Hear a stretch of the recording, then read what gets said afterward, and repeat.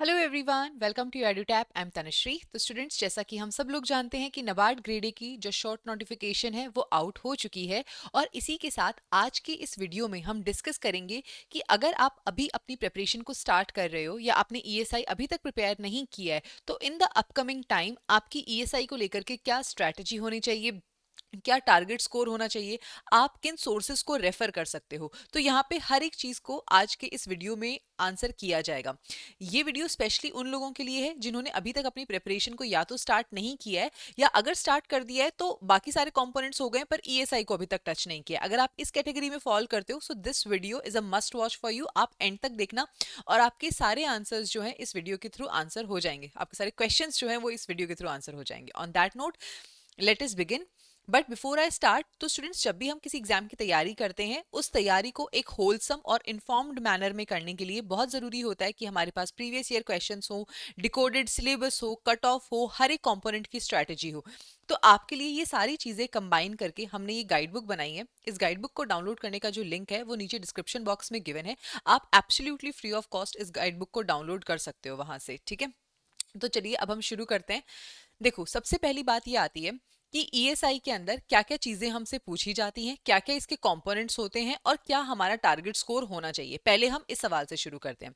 देखो, अगर आप ईएसआई को यहाँ देखो तो फेस 1 के अंदर ऑब्जेक्टिव जो है, ऑब्जेक्टिव पेपर हमसे आता है और वो 40 मार्क्स का पूछा जाता है। ठीक है, दैट इज आपको केवल एमसीक्यू फॉर्म की यहाँ पर रिक्वायरमेंट होगी ईएसआई की। ठीक है, लेकिन यहाँ पर जो हमसे ऑब्जेक्टिव टाइप में पूछा जाता है, वहां पर दो तरीके से क्वेश्चन, दो एरिया से क्वेश्चंस आते हैं। एक होता है स्टैटिक से और एक होता है करंट से। ईएसआई के अंदर जो फेज 1 है, वहां पे मेजॉरिटी ऑफ क्वेश्चंस जो होते हैं वो करंट अफेयर्स से होते हैं। अराउंड 35 टू 37 मार्क्स का हमें यहाँ पर करंट अफेयर्स देखने को मिलता है और केवल 3 टू 4 मार्क्स के ही हमें स्टैटिक क्वेश्चंस यहाँ पर देखने को मिलते हैं। तो फेज 1 जो है वहां पर करंट की वेटेज बहुत ज्यादा है। सिमिलरली अगर मैं फेज 2 की बात करूं तो फेज 2 में हमें ऑब्जेक्टिव और डिस्क्रिप्टिव दोनों देखने को मिलता है। ठीक है, अगर मैं ऑब्जेक्टिव की बात करूं तो यहां पर भी ऑब्जेक्टिव के अंदर मेजॉरिटी जो होती है वो करंट अफेयर्स की ही होती है। 1 या 2 मार्क्स का हार्डली अगर हमें कुछ स्टैटिक देखने को मिल जाए तो मिल जाए, अदरवाइज करंट अफेयर्स ही होते हैं जो यहाँ पर पूछे जाते हैं। सिमिलरली अगर मैं डिस्क्रिप्टिव की बात करूं तो क्वेश्चंस जो होते हैं वो मेजरली करंट अफेयर बेस्ड ही होते हैं। हाँ, वहां पर उनको थोड़ा और सब्सटैंशिएट करने के लिए और अच्छा आंसर लिखने के लिए आपको स्टैटिक की नॉलेज की जरूरत होती है। बट मेजरली जो क्वेश्चंस होते हैं वो करंट अफेयर बेस्ड ही होते हैं। तो यहां से इस पूरी डिस्कशन से ये क्रक्स निकलता है कि ईएसआई का जो पेपर है, चाहे फेज 1 हो चाहे फेज 2 हो, उसके अंदर out of static and current affairs आपका करंट अफेयर का पार्ट होता है जो कि ज्यादा इंपॉर्टेंट होता है। ठीक है, 90% आपसे करंट अफेयर ही पूछा जाता है। सो आई होप इतनी बात आपको अभी तक समझ आ गई होगी। उसके बाद जो दूसरी इंपॉर्टेंट चीज है, that is the target score, कि ईएसआई के अंदर हमें कितना टारगेट स्कोर लेके चलना है, स्पेशली फॉर द फेज 1। अगर मैं फेज 1 की बात करूं यहाँ पर, तो जो फेज 1 की कट ऑफ होती है that has been around 41 to 53 marks. ठीक है, ये इस रेंज के बीच में हमारी कट ऑफ जो है वो रही है। और ये जो कट ऑफ है ये कैलकुलेट की जाती है हमारे जो मेरिट सेक्शन होता है। ईएसआई मेरिट सेक्शन का पार्ट होता है और 40 मार्क्स का होता है, लेकिन जो पेपर होता है वो इजी टू मॉडरेट लेवल का होता है ईएसआई का। तो यहाँ पर जो आपका टारगेट स्कोर है that should be around 25 to 30 marks out of 40। ESI के अंदर आप 25 से 30 मार्क्स का अपना टारगेट स्कोर लेकर के चल सकते हो आउट ऑफ 40, जो कि आपको अचीव करना है। अब आगे आने वाली सारी वीडियो के अंदर हम डिस्कस करेंगे कि क्या क्या चीजें हैं जो आपको करनी चाहिए ताकि आप इस टारगेट स्कोर को अचीव कर सको। ठीक है, तो आगे बढ़ते हैं। टारगेट स्कोर हमने डिस्कस किया, क्या क्या कंपोनेंट्स होते हैं ये हमने डिस्कस किया। चलिए अब सबसे पहले हम बात करते हैं ईएसआई के सिलेबस की। तो ये सिलेबस है जो कि हमें हमारे नोटिफिकेशन के अंदर गिवन रहता है। ठीक है, और ये सारा का सारा सिलेबस जो होता है, इसको देख करके आपको लग रहा होगा कि ये तो सारे स्टैटिक के टॉपिक हैं। यस, ये सारे स्टैटिक के टॉपिक हैं, लेकिन इन्हीं टॉपिक्स के बेसिस पे हमसे करंट अफेयर्स के क्वेश्चंस पूछे जाते हैं। और ये बात मैं बहुत बार आपको पहले भी बता चुकी हूँ कि ईएसआई के अंदर करंट अफेयर्स ही होता है जो कि ज्यादा इंपॉर्टेंट होता है। अब आपके दिमाग में आ रहा होगा कि अगर ईएसआई के अंदर करंट अफेयर ज्यादा इंपॉर्टेंट है और हमने अभी तक ईएसआई के अंदर कुछ भी स्टैटिक नहीं पढ़ा है, तो क्या स्टैटिक पूरी तरीके से छोड़ के चले जाएं, क्या उसमें हम कुछ भी ना करें। देखो, यहाँ पर एक सेफर साइड पे रहने के लिए आपके लिए इंपॉर्टेंट है कि आप कुछ जो चैप्टर्स हैं ईएसआई के जो कि काफी ज्यादा इंपॉर्टेंट हैं, आप उन चैप्टर्स को पढ़ के चले जाओ। और ये आप तब करना अगर आपको ईएसआई की बिल्कुल नॉलेज नहीं है। Like if you have zero knowledge, आपने ना तो कभी स्कूल में पढ़ा है, ना कभी कॉलेज में इकोनॉमिक्स पढ़ी है, ना आपने कभी किसी और कॉम्पिटेटिव एग्जाम के लिए पढ़ा है, अगर आपको कोई नॉलेज नहीं है ईएसआई की, तो आप इन इंपॉर्टेंट इंपॉर्टेंट चैप्टर्स को प्रिपेयर करके जा सकते हो, ठीक है। इसके अंदर inflation, balance of payment, monetary policy, fiscal policy, measurement of growth, sustainable development and environmental issues, international economic institutions, ये सारे जो टॉपिक्स हैं इनसे हमसे यहाँ पर क्वेश्चंस पूछे जाते हैं। तो आप इन एरियाज को प्रिपेयर करके जा सकते हो। These are the most important topics as far as the ESI is concern, ठीक है। अब हम आगे बढ़ते हैं कि इन टॉपिक्स को आप कहां से प्रिपेयर कर सकते हो। देखो, वैसे तो लोग रमेश सिंह जो बुक होती है इंडियन इकोनॉमी की, इसको रेफर करते हैं, लेकिन ये थोड़ी बल्कि बुक होती है, so please be very selective. But अगर आप एक ऐसे स्टूडेंट हो जिसके बेसिक्स भी क्लियर नहीं है इकोनॉमिक्स के, तो आप इस बुक को जरूर रेफर करिए, which is the introductory macro economics, class 12th की एनसीईआरटी की बुक होती है। बहुत ही ज्यादा हेल्पफुल बुक है, तो आप इस बुक को रेफर कर सकते हो, ठीक है। ग्लोबलाइजेशन और इन टॉपिक्स के लिए आप इंडियन इकोनॉमिक डेवलपमेंट की बुक को रेफर कर सकते हो, और जो सोशल इश्यूज वाला पार्ट है उसके लिए आप सोशल प्रॉब्लम्स इन इंडिया के सिलेक्टेड चैप्टर्स को देख सकते हो। ये बात रही हमारे स्टैटिक पार्ट की। लेकिन again let me tell you, अगर आप एक ऐसे स्टूडेंट हो जिसने अभी तक अपनी तैयारी शुरू नहीं करी है, आप प्लीज उन्हीं इंपॉर्टेंट टॉपिक्स को पढ़ना और केवल इसी बुक पर फोकस करना। अभी बाकी बुक्स पर फोकस करने जितना टाइम आपके पास नहीं है, ठीक है। इसके बाद में आगे बढ़ते हैं, जो हमारी सबसे इंपॉर्टेंट चीज है, क्योंकि ईएसआई की स्टोरी के बारे में अगर हम बात कर रहे हैं तो एलिफेंट इन द रूम है करंट अफेयर्स। तो हमारा इस वीडियो का जो मेन फोकस रहेगा वो करंट अफेयर्स के ऊपर रहेगा, कि क्या क्या चीजें करंट अफेयर्स में पढ़नी है, कितने महीने का पढ़ना है, ये सारी चीजें अब हम डिस्कस करेंगे, ठीक है। देखो, अगर मैं करंट अफेयर्स की बात करूं तो ईएसआई के करंट अफेयर में हमसे तीन चीजें पूछी जाती हैं: government schemes, reports and indices and general current affairs. जो ईएसआई के जनरल करंट अफेयर्स होते हैं वो, तो इन तीन एरियाज से हमसे क्वेश्चंस जो है यहाँ पर पूछे जाते हैं। अब हम इन तीनों एरियाज को एक एक करके डिस्कस करते हैं। सबसे पहली बात कि स्कीम्स में से हमसे क्वेश्चंस कहाँ से पूछे जाते हैं, क्या बेसिस होना चाहिए कि कौन सी स्कीम्स हमको पढ़नी है, क्योंकि इतनी सारी स्कीम्स जो है वो हर साल रिलीज होती हैं, तो कौन सी स्कीम्स पढ़नी है।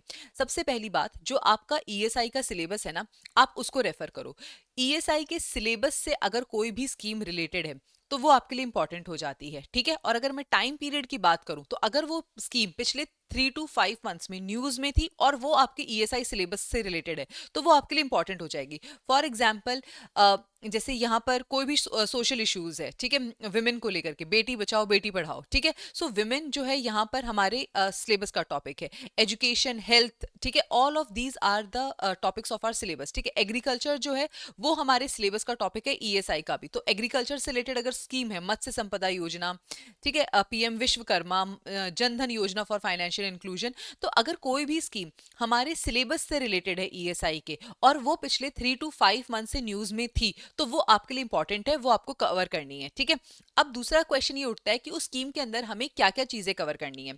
तो सबसे पहली बात तो उसकी जो भी करंट इंफॉर्मेशन है वो आपको पता होनी चाहिए कि why it was there in the news. For example, जैसे हमारी फार्मर्स की कोई इंश्योरेंस स्कीम है, ठीक है, बट उस इंश्योरेंस स्कीम के अंदर प्रीमियम रेट को चेंज किया गया है, या कोई और बेनिफिशियरी ऐड किए गए हैं, या बेनिफिशियरीज को ओमिट किया गया है, तो उस केस के अंदर आप वहां पर आपको ये पता होना चाहिए कि why it was there in the news, what was the change because of which it was there in the news. तो वो करंट डायमेंशन आपको पता होनी चाहिए। उसके अलावा आपको स्टैटिक चीजें उस स्कीम के बारे में पता होनी चाहिए, कि क्या नोडल मिनिस्ट्री है, लॉन्च ईयर क्या है, फंडिंग पैटर्न क्या है, बजट एलोकेशन क्या है, ऑब्जेक्टिव्स क्या है, टारगेटेड बेनिफिशियरीज क्या है। ये सारी नॉलेज जो है आपको उस पर्टिकुलर स्कीम से रिलेटेड होनी चाहिए, ठीक है। सो आई होप आपको यहाँ पर समझ आ गया होगा कि स्कीम्स के अंदर हमें कौन सी स्कीम्स पढ़नी है, कितने टाइम पीरियड की स्कीम्स पढ़नी है, और स्कीम्स के अंदर हमें क्या पढ़ना है, ठीक है। इतनी बात समझ आ गई। सोर्सेस की कहां से हमें ये स्कीम्स पढ़नी है उस पर भी अभी मैं आऊंगी, but I hope this much is clear to you as far as the schemes are concern.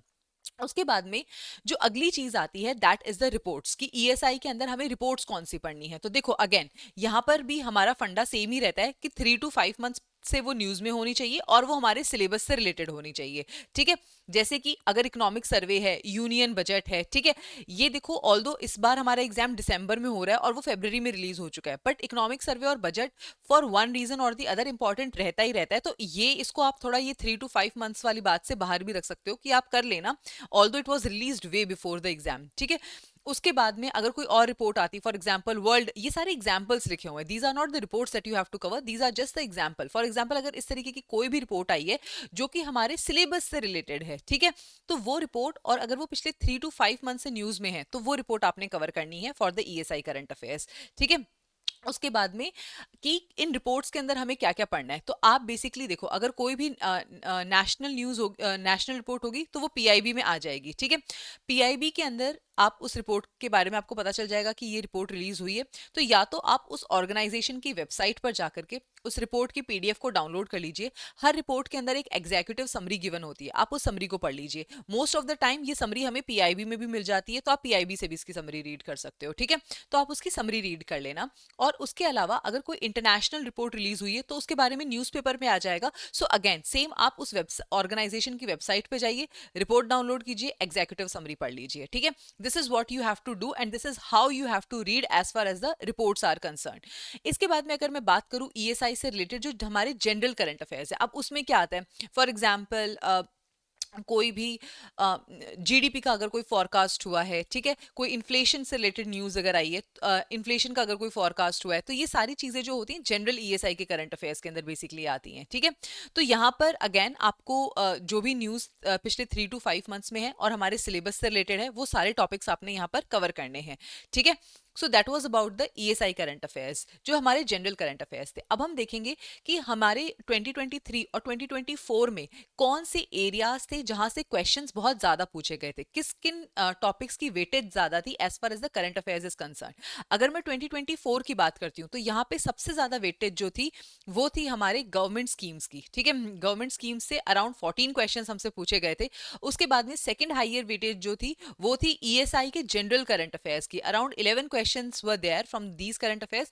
उसके बाद में एआरडी करंट अफेयर्स और रिपोर्ट्स एंड इंडाइसेस की बिल्कुल सिमिलर वेटेज थी, 6 क्वेश्चंस ईच, ठीक है। तो ये हमारे हाई प्रायोरिटी एरियाज थे as far as 24 is concern.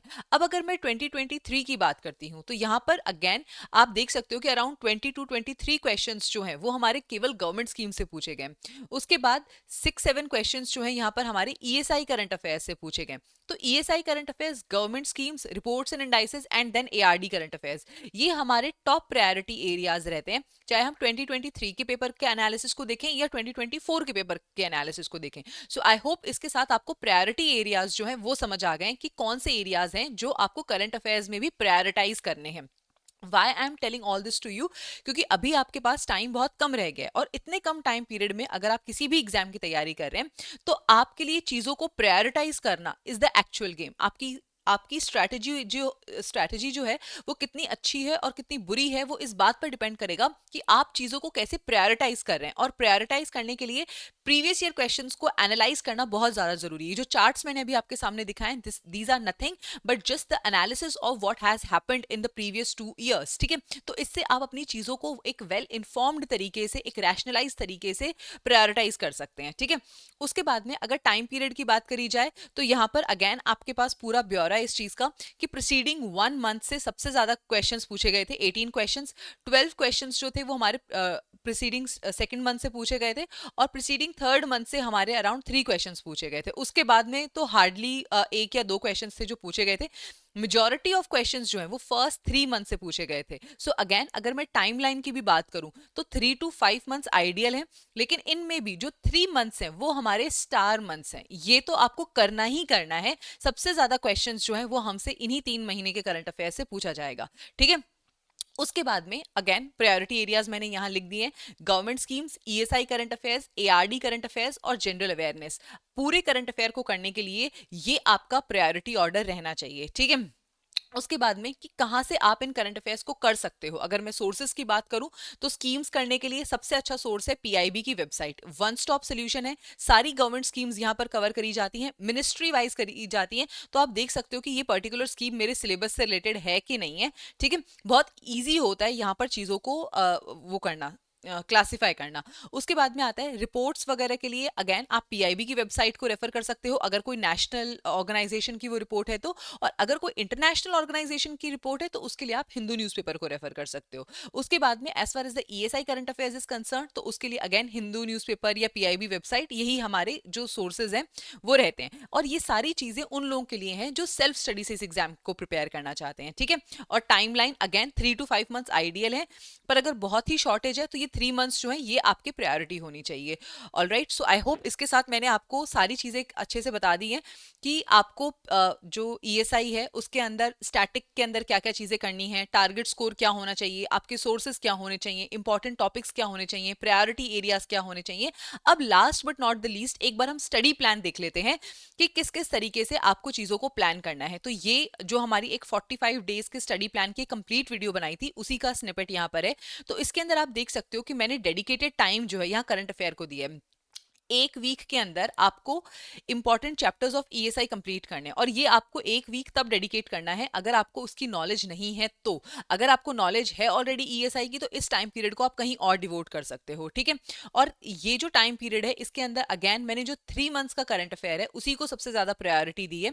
तो आप वीक 1 के अंदर अपना ईएसआई और ईएसआई का करंट अफेयर और स्कीम्स जो है सितंबर मंथ की कवर कीजिए, ठीक है। उसके बाद में वीक 2 जो है वहां पर आप जीए और एआरडी जो है सितंबर मंथ का उसे कवर कीजिए। जो थर्ड वीक है उसके अंदर आप ईएसआई के करंट अफेयर्स और स्कीम को कवर कीजिए। जो वीक 4 है उसके अंदर आप एआरडी का करंट अफेयर और जीए जो है उसे कवर कीजिए। जो फिफ्थ वीक है उसके अंदर आप जो दिसंबर का पूरा करंट अफेयर है वो करिए। अब आपको लगेगा पूरा दिसंबर तो है ही नहीं ना।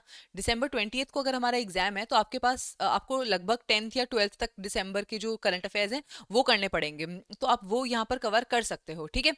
तो ये एक स्टडी प्लान है पूरा। आप एक बार या तो इस वीडियो को रोक के और पूरा इसको अच्छे से स्टडी कर लीजिए, या फिर जो हमारे 45 डेज वाली स्टडी प्लान की वीडियो थी उसको आप देख लीजिए। अगर आप इस तरीके से करोगे तो आपका ऑलमोस्ट सारा सिलेबस जो है वो अच्छे से कवर हो जाएगा। और इसके अंदर ईएसआई का जो पार्ट है जो मेजरली पूछा जाता है that is the current affairs, उसको एक अच्छी खासी वेटेज देके यहाँ पे चीजों को कवर किया गया है। बट याद रखना कि आपको सबसे ज्यादा टाइम जो है एक एक पूरा वीक जो है यहाँ पर रिवीजन को भी देना पड़ेगा, वरना करंट अफेयर्स जो होता है उसमें डेटा बहुत सारा होता है। जो रेगुलेटरी बॉडी के एग्जाम्स में जो करंट अफेयर पूछा जाता है तो वो जो डेटा होता है उसको याद करना बहुत ओवरवेलमिंग हो सकता है। So revision is very very very important. Last के एक वीक में तो जो आपने रिवीजन करनी है वो तो करनी है। आप डेली बेसिस पे चीजों को रिवाइज कीजिए, वीकली बेसिस पे चीजों को रिवाइज कीजिए, तभी आप इन पूरी चीजों को अच्छे से कवर अप कर पाओगे। So I hope I am making sense here and you will be able to complete all of this and this video it was helpful for you. तो मैंने कोशिश की थी कि मैं आपके सारे क्वेश्चंस जो रहते हैं ईएसआई को लेकर के वो इस वीडियो के अंदर एड्रेस कर दूं। बट अगर अभी भी कोई क्वेश्चन ऐसा रह गया है जो एड्रेस नहीं हुआ है तो आप प्लीज कमेंट सेक्शन में लिख के बता दीजिए। I will be more than happy to answer it, ठीक है। उसके बाद में अगर आप में से कोई भी स्टूडेंट एक पेड मेंटरशिप लेना चाहता है नबार्ड के 2025 एग्जाम के लिए तो आप हमारी वेबसाइट edutap.in को विजिट कर सकते हो। Here we have dedicated courses for the NABARD grade A. जो हमारा अभी हमने रिसेंटली कोर्स लॉन्च किया है that is the phase 1 and phase 2 crash course. इस क्रैश कोर्स के अंदर आपको लाइव क्लासेस मिलेंगी, आपको समरी शीट्स मिलेंगी, चैप्टर वाइज क्विजेस मिलेंगे, फुल लेंथ मॉक टेस्ट मिलेंगे, ठीक है। ये सारी चीजें जो हैं ये हमारे अभी इस लाइव कोर्स के अंदर अवेलेबल हैं। सो this is the crash course for both the phase 1 and phase 2. Apart from that we have a gold course wherein we provide you the mentorship for the phase 1 phase 2 and the interview part, silver course wherein we provide you the mentorship for phase 2 and the interview, and the live classes are part of these gold courses and silver courses as well. For those of you who are preparing through self study we provide you the phase 1 phase 2 test series, ठीक है। आप अपने आप को test कर सकते हो। And if you want to check that what is the quality of deliverables that we provide in our real courses, अगर आप हमें टेस्ट करना चाहते हो उससे पहले so there is this 11-hour trial course as well and it is available for only ₹1. So these are the courses that are currently available on our website as far as the NABARD exam is concerned. So on this note I am ending this session here. Thank you so much and I wish you all the very best.